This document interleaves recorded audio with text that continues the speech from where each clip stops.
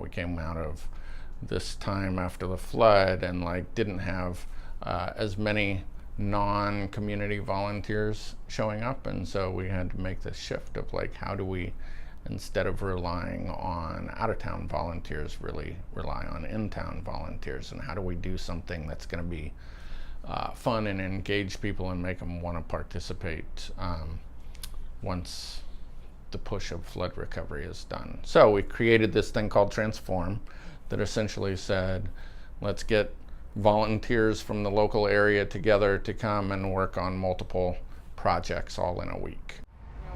Oh, it's a great way to get involved with the community.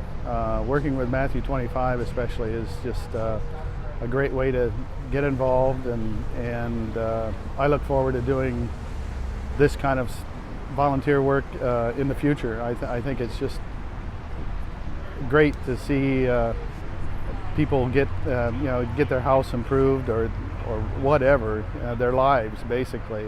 And it changes the lives of all of us.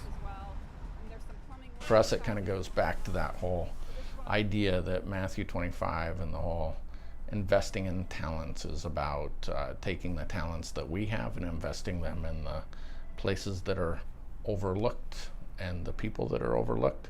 So we bring in volunteers to work on those homes and to kind of push them forward. So our job then is to kind of gather those homeowners and say, how can the community rally around you and invest in you? I work many places. I try hard because my family, my mom, my kids, my father, it's behind Africa. My family, I am only one. But thank God I got a lot of help. I'm so glad today, I'm 20 years almost neighbor, they help me now. I'm so glad. Oh, it's very satisfying. The lady that lives here, she loves everything we're doing. She is so thrilled to have whatever we do to get done on her house. She's very happy with that. And she doesn't have the money to otherwise be able to do this. It was originally flood damaged, she got stuck between a rock and a hard place with what do you do with this house. And so it's nice to be able to help her out, know that you're actually doing some good for somebody that needs to help and appreciates it. So. And I just got the roof done just a couple of weeks ago, not 2 or 3 weeks ago, the roof in the gutters, and I'm like, okay, I done spent $6,000 for that. Now where I'm gonna get the money to get windows and my floors and drywall. I've been kind of like pinching money, having somebody come in and do some drywall work for me. So yeah, I done spent a good $10,000 in the house before they even came here. So they have saved me a lot.